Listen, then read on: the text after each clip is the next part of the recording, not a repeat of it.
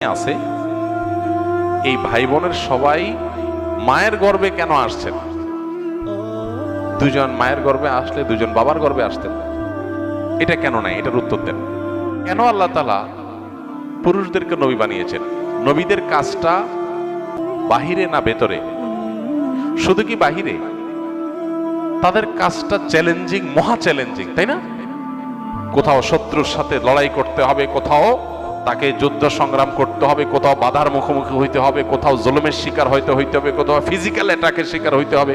এগুলো কি একজন নারীর জন্য সহ্য করাটা খুব বেশি উপযোগী? তাহলে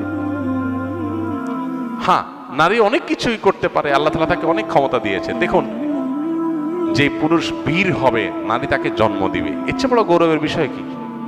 যে পুরুষ বীর হবে নারী তাকে গড়ে তুলবে, বীরের মা হবে, এর চেয়ে বড় মর্যাদার বিষয় কি?